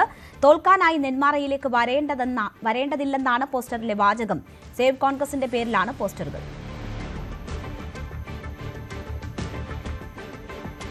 വഖഫ് ബോർഡ് ചെയർമാൻ MK സക്കീറിനെ സ്ഥാനാർത്ഥിയാക്കുന്നതിനെതിരെ CPM പൊന്നാനി മണ്ഡലം കമ്മിറ്റിയിൽ എതിർപ്പ്. ഒരാൾക്ക് തന്നെ എല്ലാ പദവികളും എന്തുകൊണ്ട് നൽകുന്നുവെന്നാണ് യോഗത്തിൽ ഉയർന്ന വിമർശനം. ജില്ലാ സെക്രട്ടേറിയറ്റ് അംഗം TM സിദ്ദിഖിനെയോ പൊന്നാനി ഏരിയ സെക്രട്ടറി ഖലീമുദ്ദീനെയോ സ്ഥാനാർത്ഥിയാക്കണമെന്ന ആവശ്യം യോഗത്തിൽ ഉയർന്നു. KT ജലീലിനെ തവനൂരിൽ വീണ്ടും സ്ഥാനാർത്ഥിയാക്കുന്നതിലും പ്രാദേശികമായി എതിർപ്പുയരുന്നുണ്ട്. മലപ്പുറം ജില്ലയിൽ ഇടതുപക്ഷത്തിന് ഏറെ പ്രതീക്ഷയുള്ള മണ്ഡലമാണ് പൊന്നാനി. സീറ്റ് നിലനിർത്താമെന്ന പ്രതീക്ഷ ഇടതുപക്ഷം മുന്നോട്ട് വയ്ക്കുമ്പോൾ ഇത്തവണ അവിടെ സ്ഥാനാർത്ഥിത്വത്തിനെതിരെ വീണ്ടും പ്രതിഷേധം ഉയരുന്നു എന്നുള്ളതാണ് പ്രധാനപ്പെട്ട ഒരു കാര്യം. അവിടെ MK സക്കീറിനെ, നിലവിൽ വഖഫ് ബോർഡ് ചെയർമാനായിട്ടുള്ള മുൻ PSC ചെയർമാൻ കൂടിയായ MK സക്കീറിനെയാണ് അവിടെ പാർട്ടി സ്ഥാനാർത്ഥിയായി നിശ്ചയിച്ചിരിക്കുന്നത്. ഇതിനെതിരെ മണ്ഡലം കമ്മിറ്റിയിൽ വലിയ പ്രതിഷേധം ഉയർന്നു എന്നുള്ളതാണ് പ്രധാനപ്പെട്ട കാര്യം. 9 LCകളിൽ 8 LCകളിലെയും ലോക്കൽ കമ്മിറ്റികളിലെയും പ്രതിനിധികൾ ഈ ഒരു തീരുമാനത്തിനെതിരെ അവരുടെ നിലപാട് വ്യക്തമാക്കി. എന്തുകൊണ്ടാണ് ഒരാളെ മാത്രം പരിഗണിക്കുന്നത്? MK സക്കീറിന് താഴെത്തട്ടിൽ ബന്ധങ്ങളില്ല. പൊന്നാനിയിലെ രാഷ്ട്രീയത്തെക്കുറിച്ച് വലിയ ധാരണയില്ല. ഒരാൾക്ക് തന്നെ എല്ലാ പദവികളും കൊടുക്കുന്ന ഒരു സാഹചര്യം. അതുകൊണ്ട് തന്നെ മണ്ഡലത്തെക്കുറിച്ച് അറിയുന്ന, മണ്ഡലത്തിൽ സജീവമായിട്ട് നിൽക്കുന്ന TM സിദ്ദിഖിനെയോ അതല്ലെങ്കിൽ ഖലീമുദ്ദീനെയോ സ്ഥാനാർത്ഥിയാക്കണം എന്നുള്ള ഒരാവശ്യമാണ് മണ്ഡലം കമ്മിറ്റിയിൽ പ്രധാനമായിട്ടും ഉയർന്നത്. വലിയ വിമർശനമാണ് ഈ ഒരു സ്ഥാനാർത്ഥി പ്രഖ്യാപനം. ഇത് ജില്ലാ കമ്മിറ്റിയുടെ നിർദ്ദേശപ്രകാരമല്ല MK സക്കീർ സ്ഥാനാർത്ഥിയായത് എന്നുള്ളതും പ്രധാനപ്പെട്ട ഒരു കാര്യമാണ്. സംസ്ഥാന നേതൃത്വമാണ് അദ്ദേഹത്തെ സ്ഥാനാർത്ഥിയാക്കി നിശ്ചയിച്ചത്. ആ ഒരു സാഹചര്യത്തിലാണ് മണ്ഡലം കമ്മിറ്റിയിൽ നിന്നുള്ള ചർച്ചകൾ സജീവമായി ഇദ്ദേഹത്തിനെതിരെ ഉയർന്നത് എന്നുള്ളതും പ്രധാനപ്പെട്ട ഒരു കാര്യമാണ്. നിലവിൽ കോൺഗ്രസിൻ്റെ KP നൗഷാദ് അലിയാണ് അവിടെ സ്ഥാനാർത്ഥിയായി വരാൻ സാധ്യതയുള്ള തരത്തിലാണ് വിലയിരുത്തലുള്ളത്. അദ്ദേഹം ഒരു 1.5 വർഷമായിട്ട് മണ്ഡലത്തിൽ പൊന്നാനിയിൽ സജീവ പ്രവർത്തനം തുടങ്ങിക്കഴിഞ്ഞിട്ടുണ്ട്. തീരദേശ മേഖലകളൊക്കെ സജീവമായിട്ട് അദ്ദേഹം പല പ്രശ്നങ്ങളിലും ഇടപെട്ട് കഴിഞ്ഞിട്ടുണ്ട്. അപ്പോൾ ആ ഒരു ഘട്ടത്തിലാണ് MK സക്കീറിനെ ഇവിടെ സ്ഥാനാർത്ഥിയായി കൊണ്ടുവരുന്നത് എന്നുള്ളതാണ് പ്രധാനപ്പെട്ട ഒരു കാര്യം. ഇത് രാഷ്ട്രീയമായിട്ട് ഗുണം ചെയ്യില്ല എന്ന് മണ്ഡലം കമ്മിറ്റി ഉയർത്തുന്നു.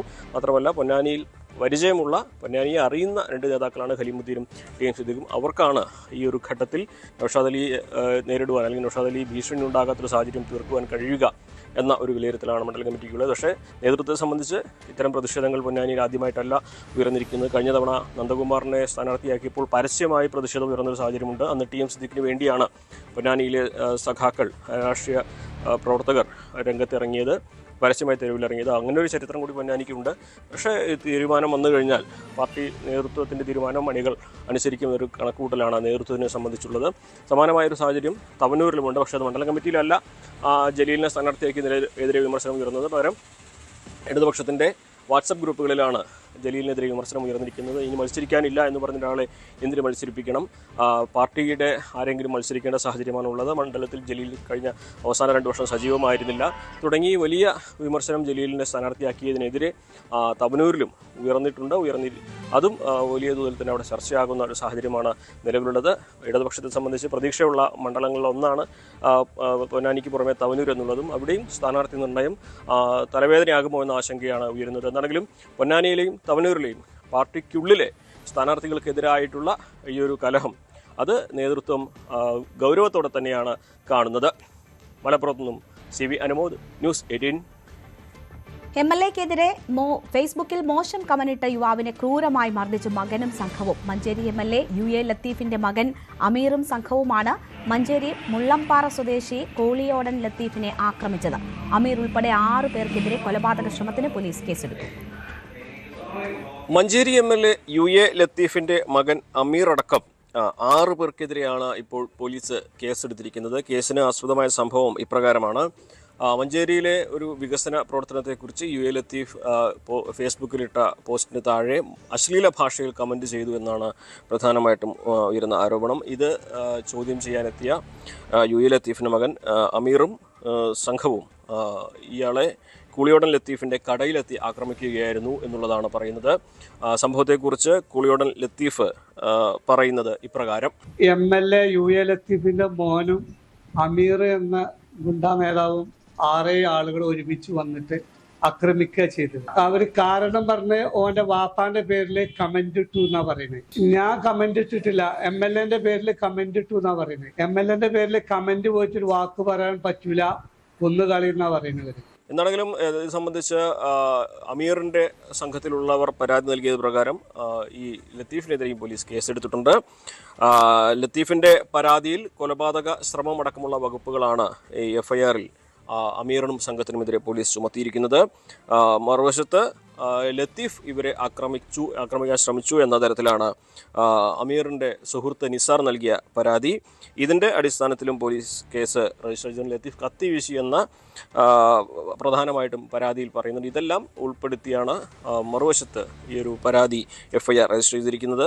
ആണെങ്കിലും ഫേസ്ബുക്ക് വഴിയുള്ള ഇത്തരം അവർ കമൻ്റ് ഇട്ടത് മാത്രമല്ല അവിടെ പ്രശ്നമായിരിക്കുന്നത്. അവിടെ മുൻപ് തദ്ദേശ തെരഞ്ഞെടുപ്പിൽ ലീഗിൻ്റെ കൈവശമുണ്ടായിരുന്നൊരു വാർഡ് CPM പിടിച്ചെടുത്ത ഒരു സംഭവം കൂടിയുണ്ട്. അപ്പോൾ അത് കൂടി ചേർത്ത് വായിക്കേണ്ടതുണ്ട്. അന്ന് മുതൽ തുടങ്ങിയ പല പ്രശ്നങ്ങളാണ് ഇപ്പോൾ ഈ MLA-യുടെ പോസ്റ്റിന് താഴെയിട്ട കമൻറ്റിനെതിരെ ഉണ്ടായ അക്രമവും വധശ്രമവും മറ്റ് സംഘർഷവും ഒക്കെ വഴിവെച്ചിരിക്കുന്നത് എന്നാണ് കരുതുന്നത്. പോലീസിൻ്റെ ഭാഗത്തുനിന്നും 2 പരാതികളിലും കേസ് രജിസ്റ്റർ ചെയ്തിട്ടുണ്ട്. തുടർ നടപടികൾ ഉണ്ടാകുമെന്നാണ് പോലീസ് അറിയിച്ചിരിക്കുന്നത്.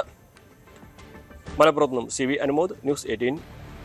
വയനാട് ദുരന്ത ഭൂമി സന്ദർശനത്തിനിടെ CPM വയനാട് ജില്ലാ സെക്രട്ടറിയെ മമ്മൂട്ടി അപമാനിച്ചെന്നാരോപിച്ച് നടനെതിരെ സൈബർ ആക്രമണം. മമ്മൂട്ടിയുടെ സോഷ്യൽ മീഡിയ പേജുകളിലാണ് ഇടതനുകൂല കേന്ദ്രങ്ങളിൽ നിന്ന് കടുത്ത വിമർശനം ഉയരുന്നത്. ഇതിനിടെ മമ്മൂട്ടിയെയും ജില്ലാ സെക്രട്ടറി K റഫീഖിനെയും ന്യായീകരിച്ച് മന്ത്രിമാർ രംഗത്തെത്തി. വയനാട് ദുരന്തബാധിതർക്കായി സംസ്ഥാന സർക്കാർ നിർമ്മിച്ച് നൽകുന്ന ഭവന സമുച്ചയങ്ങൾ കാണാൻ ഇന്നലെയാണ് നടൻ മമ്മൂട്ടി വയനാട്ടിലെത്തിയത്. അദ്ദേഹം ആ പ്രദേശങ്ങളൊക്കെ സന്ദർശിച്ചുകൊണ്ട് അവിടുത്തെ പ്രവർത്തനങ്ങളൊക്കെ വിലയിരുത്തുന്നു. ഒരു ഷൂട്ടിംഗ് തിരക്കുകൾക്കിടയിലാണ് മമ്മൂട്ടി അവിടേക്ക് എത്തിയത്. അദ്ദേഹത്തിനോടൊപ്പം തന്നെ CPM-ന്റെ വയനാട് ജില്ലാ സെക്രട്ടറിയും ഉണ്ടായിരുന്നു. ഇതിനിടയിൽ വയനാട് ജില്ലാ സെക്രട്ടറിയോട് തനിക്കൊപ്പം എന്തിനാണ് നിൽക്കുന്നത്, മാറി നിൽക്കാൻ എന്ന് പറഞ്ഞ തരത്തിൽ സംസാരം നടക്കുന്നു. ഇത് ആണ് സമൂഹ മാധ്യമങ്ങളിലടക്കം വലിയ ചർച്ചകൾക്ക് ഇടവെച്ചത്.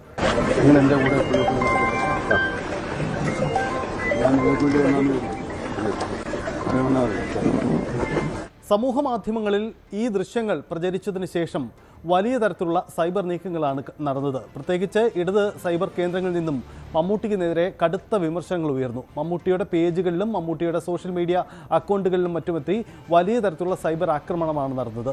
മഹാനടനാണെങ്കിലും അദ്ദേഹത്തിൻ്റെ പ്രവർത്തനം വലിയ മോശമായി പോയി. റഫീഖ് മുൻകാലങ്ങളിലൊക്കെ വയനാട് ദുരന്തകാലത്ത് വലിയ ഇടപെടൽ നടത്തിയ വ്യക്തിയാണ്. അതൊന്നും പരിഗണിക്കാതെയാണ് മമ്മൂട്ടി ആ തരത്തിൽ അദ്ദേഹത്തെ അപമാനിച്ചത് എന്ന തരത്തിലായിരുന്നു പ്രചരണം നടന്നത്. മമ്മൂട്ടിക്കെതിരെ നടക്കുന്ന സൈബർ ആക്രമണം വലിയ രീതിയിൽ ചർച്ചയായതോടുകൂടി ഇപ്പോൾ മന്ത്രിമാരടക്കം ഈ വിഷയത്തിൽ രംഗത്ത് വരികയാണ്. ഒരേ സമയം മമ്മൂട്ടിയുടെ നടപടികളെ, മമ്മൂട്ടി ഈ വിഷയത്തിൽ തിരക്കിനിടയിലും അവിടെ എത്തിയ നടപടികളെ ന്യായീകരിക്കുന്നു. അതേസമയം സൈബർ ആക്രമണങ്ങളെ പൂർണ്ണമായും തള്ളിക്കൊണ്ട് തന്നെയാണ് ഈ വിഷയത്തിൽ മന്ത്രിമാരായ പി രാജീവും ഒപ്പം തന്നെ മുഹമ്മദ് റിയാസും നിലപാടെടുത്തിരിക്കുന്നത്. ഇതിൽ ജില്ലാ സെക്രട്ടറി റഫീഖിൻ്റെ നടപടിയെയും അവർ ന്യായീകരിക്കുകയാണ്. അദ്ദേഹത്തെ പോലൊരാൾ നടത്തി ഇതിന്റെ മികവ്, അത് ഈ പദ്ധതിയെ അംഗീകരിക്കൽ ലോകത്തിന് മുൻപിൽ അദ്ദേഹം അവിടെ പോയതോടുകൂടി കുറെ കൂടി വിസിബിലിറ്റി ആ പദ്ധതിക്ക് വന്നിരിക്കുന്നു. അങ്ങനെ വയനാട് ടൗൺഷിപ്പ് സന്ദർശിക്കാൻ തോന്നിയതിന് മമ്മൂട്ടിയെ പോലുള്ള മഹാനടനോട് കേരളം പ്രത്യേകം നന്ദി രേഖപ്പെടുത്തുകയാണ്. അതാണ് പ്രധാനം. പെരുമ്പളം അദ്ദേഹത്തിന്റെ വ്യക്തിപരമായ അനുഭവം കൂടി അടിസ്ഥാനത്തിലാണ് വികസനത്തെക്കുറിച്ചുള്ള കാഴ്ചപ്പാട് അവതരിപ്പിച്ചിട്ടുള്ളത്. നാം കാണേണ്ടത് ഇതെല്ലാം വരുമ്പോൾ ഒരു അസ്വസ്ഥതയുണ്ടാവും. അതുകൊണ്ട് ആരെങ്കിലും എന്തെങ്കിലും പറഞ്ഞു എന്ന് വെച്ചാൽ ഉടൻ തന്നെ ഒരു ആക്രമണം എന്ന് പറഞ്ഞ് നിങ്ങളൊന്നും ഇറങ്ങാൻ പാടില്ല. ഞാൻ എവിടെയെങ്കിലും പോയി ഇടിച്ചു കയറി നിൽക്കുന്ന ഒരു വ്യക്തിയല്ല CPIM-ന്റെ ജില്ലാ സെക്രട്ടറിമാർ. നമുക്കറിയാം ഇത് എന്ന് പറഞ്ഞാൽ സ്വാഭാവികമായിട്ടും അവിടെ 24/7 ഇതിൻ്റെ ഭാഗമായി പ്രവർത്തനങ്ങളിലൊക്കെ പങ്കെടുത്ത ഒരു സാമൂഹിക പ്രവർത്തനം കൂടിയാണ് അദ്ദേഹം. ആ നിലയിൽ അദ്ദേഹം അവിടെ ഉണ്ടായി. തിരിച്ച് ബഹുമാനപ്പെട്ട മമ്മൂട്ടിയും ഇത്തരം പ്രവർത്തനം നടത്തുന്നവരെ കക്ഷി രാഷ്ട്രീയ ഭേദമന്യേ അംഗീകരിക്കുന്നതാണ്. ഒരു ഇടത് അനുകൂലിയായി അറിയപ്പെടുന്ന നടൻ മമ്മൂട്ടി പൊതുവിൽ ഇടത് സൈബറിടത്തെ പ്രധാനപ്പെട്ട ഒരു വ്യക്തി കൂടിയായിരുന്നു. അദ്ദേഹത്തെ പലപ്പോഴും പ്രകീർത്തിച്ചുകൊണ്ടുള്ള പോസ്റ്റുകളാണ് പൊതുവിൽ സൈബറിടങ്ങളിൽ പ്രത്യക്ഷപ്പെടാറുള്ളതെങ്കിലും ഈ വയനാട് സംഭവത്തോടുകൂടി അത് നേരെ തിരിച്ചായി. തെരഞ്ഞെടുപ്പ് രംഗത്ത് ഇത് ചർച്ച ചെയ്യപ്പെടുന്നത് രാഷ്ട്രീയ നഷ്ടമുണ്ടാക്കുമെന്ന തിരിച്ചറിവിൽ കൂടിയാണ് ഇപ്പോൾ മന്ത്രിമാരടക്കം ഇടപെട്ടുകൊണ്ട് ഈ പ്രശ്നം പരിഹരിക്കാൻ, ഈ വിവാദം ഒഴിവാക്കാനുള്ള ശ്രമങ്ങൾ നടക്കുന്നത്. ഇതിനിടയിൽ ചെറിയാൻ ഫിലിപ്പ് അടക്കമുള്ള കോൺഗ്രസ് അനുകൂലികളും ഈ വിഷയത്തിൽ മമ്മൂട്ടിക്കെതിരായ സൈബർ ആക്രമണത്തിനെതിരെ രംഗത്ത് വരികയും ചെയ്തിട്ടുണ്ട്. എന്തായാലും മന്ത്രിമാരുടെ ഇടപെടൽ വന്നതോടെ ഇനി സൈബർ നീക്കങ്ങൾ ഉണ്ടാകുമോ എന്നതാണ് കണ്ടറിയേണ്ട കാര്യം. എന്തായാലും മമ്മൂട്ടി ഈ വിഷയത്തിൽ ഇതുവരെ തുടർ പ്രതികരണങ്ങളൊന്നും നടത്താൻ തയ്യാറായിട്ടുമില്ല. TG സജിത്തിന്റെ റിപ്പോർട്ടാണ് കണ്ടത്. കോഴിക്കോട് സ്വകാര്യ സ്ഥാപനത്തിന്റെ ഉദ്ഘാടനത്തോടനുബന്ധിച്ച് നടത്തിയ സമ്മാന ചലഞ്ചിൽ പങ്കെടുക്കാൻ തിക്കും തിരക്കും. ആദ്യമെത്തുന്ന 100 പേർക്ക് 1 രൂപയ്ക്ക് ഷൂ സമ്മാനമായി പ്രഖ്യാപിച്ചതോടെ ആയിരങ്ങളാണ് കടയിലേക്ക് ഇരച്ചെത്തിയത്. തിക്കിലും തിരക്കിലും നിരവധി പേർക്ക് പരിക്കേറ്റു. ജനക്കൂട്ടത്തെ പിരിച്ചുവിടാൻ പോലീസ് ലാത്തി വീശി. സ്ഥാപന ഉടമ ഉൾപ്പെടെ 6 പേരെ പോലീസ് കസ്റ്റഡിയിലെടുത്തു. കൊല്ലം നീണ്ടകരയിൽ നിന്ന് മത്സ്യബന്ധനത്തിന് പോയി അപകടത്തിൽപ്പെട്ട 9 മത്സ്യത്തൊഴിലാളികളെ രക്ഷപ്പെടുത്തി വിഴിഞ്ഞം ഹാർബറിൽ എത്തിച്ചു. ഇവരെ ആശുപത്രിയിലേക്ക് മാറ്റി. ശക്തികുളങ്ങരയിൽ നിന്ന് പുറപ്പെട്ട മത്സ്യബന്ധന ബോട്ടായ സെന്റ് ജോസഫാണ് കഴിഞ്ഞ ദിവസം അപകടത്തിൽപ്പെട്ടത്. കാണാതായ 2 തൊഴിലാളികൾക്കായി തെരച്ചിൽ തുടരുകയാണ്. കൊല്ലം ശക്തികുളങ്ങരയിൽ നിന്ന് മത്സ്യബന്ധനത്തിനായി പുറപ്പെട്ട സെന്റ് ജോസഫ് എന്ന ബോട്ടാണ് കഴിഞ്ഞ ദിവസം കുളച്ചൽ തീരത്തിന് അടുത്തുവെച്ച് അപകടത്തിൽപ്പെട്ടത്. ഈ ആകെ 11 പേരാണ് ഈ ബോട്ടിൽ ഉണ്ടായിരുന്നത്. 11 പേരും ഇതര സംസ്ഥാന തൊഴിലാളികളായിരുന്നു. ഇതിൽ 7 പേർ വെസ്റ്റ് ബംഗാളിൽ നിന്നുള്ളവരും 4 പേർ തമിഴ്നാട്ടിൽ നിന്നുള്ള മത്സ്യത്തൊഴിലാളികളുമായിരുന്നു. അതിൽ 2 പേരെ കാണാതായിട്ടുണ്ട്. ഈ കാണാതായ 2 പേർ വെസ്റ്റ് ബംഗാൾ സ്വദേശികളാണ്.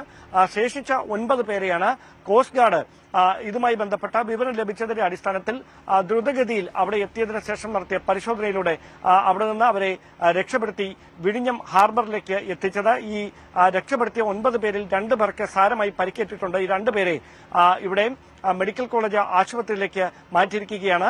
വൈദ്യസഹായം ഉറപ്പുവരുത്തുന്നതിന്റെ ഭാഗമായി മറ്റുള്ളവരുടെ ആരോഗ്യനിലയിൽ വലിയ പ്രശ്നങ്ങളില്ല. അവർക്ക് നിസ്സാരമായ പരിക്കുകളാണ് ഏറ്റിരിക്കുന്നത്. പക്ഷേ 2 പേർക്ക് നട്ടലിനും വാരിയലിനും അടക്കം പരിക്കേറ്റിട്ടുണ്ട് എന്നാണ് നമുക്ക് കോസ്റ്റ് ഗാർഡിന്റെ ഭാഗത്തുനിന്ന് ലഭിക്കുന്ന വിവരം.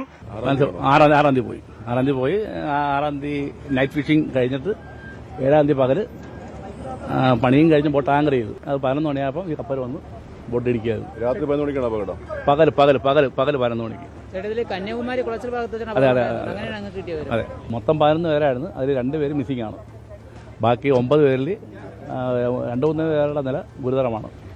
ബാക്കി ആൾക്കാർ കുഴപ്പമില്ലെന്നാണ് അറിവ്. ആശുപത്രിയിലോട്ട് മാറ്റി. മലയാളീസ് ഇല്ല. ബോട്ട് പൂർണ്ണമായിട്ടും പോയി നശിച്ചു. എല്ലാവരും മെഡിക്കൽ കോളേജിലോട്ടാകും. കാണാതായ 2 പേർക്ക് വേണ്ടിയുള്ള തെരച്ചിൽ തുടരുന്നുണ്ട്. ഇതുമായി ബന്ധപ്പെട്ട ഒരു സൂചന ലഭിച്ചതിന്റെ അടിസ്ഥാനത്തിലാണ് കോസ്റ്റ് ഗാർഡ് അനഘ് എന്ന ബോട്ട് ചെറു കപ്പലിൽ പരിശോധനയുടെ ഭാഗമായി ഈ കുളച്ചൽ തീരത്തിനടുത്തേക്ക് എത്തിയത്. അവിടെ വെച്ച് ഈ കൂട്ടിയിടിച്ച കപ്പൽ അധികൃതർ തന്നെയാണ് പരിക്കേറ്റവരെ പ്രാഥമികമായി രക്ഷപ്പെടുത്തി അവർക്ക് പ്രാഥമികമായ ചികിത്സ ഉറപ്പുവരുത്തിയത്. തുടർന്ന് കോസ്റ്റ് ഗാർഡിന് അവരെ കൈമാറുകയായിരുന്നു. തുടർന്നാണ് കോസ്റ്റ് ഗാർഡ് ബോട്ടിൽ അവരെ വിഴിഞ്ഞം ഹാർബറിലേക്ക് എത്തിക്കുകയും അവിടെ നിന്ന് പരിക്കേറ്റവരെ മെഡിക്കൽ കോളേജ് ആശുപത്രിയിലേക്ക് മാറ്റുകയും ചെയ്തിരിക്കുന്നത്. നിയമസഭാ തെരഞ്ഞെടുപ്പിൽ 33% സ്ത്രീകൾക്ക് സീറ്റ് നൽകണമെന്ന ആവശ്യവുമായി വിവിധ ജില്ലകളിലെ വനിതകളുടെ കൂട്ടായ്മ. ഇതിന് മുന്നണികൾ തയ്യാറായില്ലെങ്കിൽ സ്ത്രീ സ്ഥാനാർത്ഥികൾ മത്സരിക്കുന്ന ഇടങ്ങളിൽ വോട്ട് ചെയ്യുമെന്നും തുല്യ പ്രാതിനിധ്യ പ്രസ്ഥാനം ഭാരവാഹികൾ അറിയിച്ചു. കേന്ദ്ര സർക്കാർ സ്ത്രീ സംവരണ നിയമം കൊണ്ടുവന്നില്ലെങ്കിലും നടപ്പാക്കാൻ താമസം നേരിടുകയാണ്. എന്റെ പേര് കുസുമൻ ജോസഫ് എന്നാണ്. ഞാൻ തുല്യ പ്രാതിനിധ്യ പ്രസ്ഥാനത്തിന്റെ ചെയർപേഴ്സൺ. കേന്ദ്ര സർക്കാർ സ്ത്രീ സംവരണ നിയമം കൊണ്ടുവന്നെങ്കിലും നടപ്പാക്കാൻ താമസം നേരിടുകയാണ്. നിയമസഭയിൽ ഒരു ട്രാൻസ്ജെൻഡറെങ്കിലും ഉറപ്പിക്കുക, അടുത്ത മുഖ്യമന്ത്രി സ്ത്രീയാകുക തുടങ്ങിയ ആവശ്യങ്ങളും സംഘടന മുന്നോട്ട് വെച്ചു.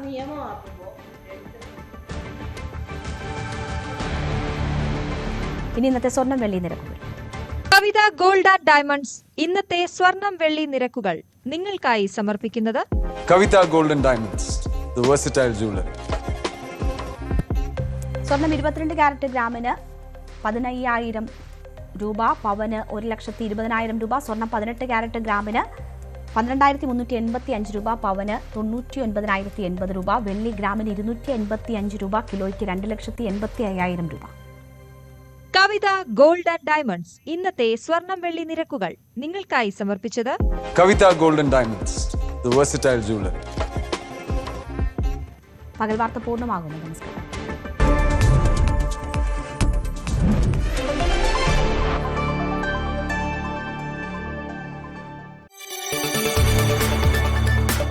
കൂടുതൽ വാർത്തകൾക്ക് news 18 Keralam YouTube channel subscribe ചെയ്യുക.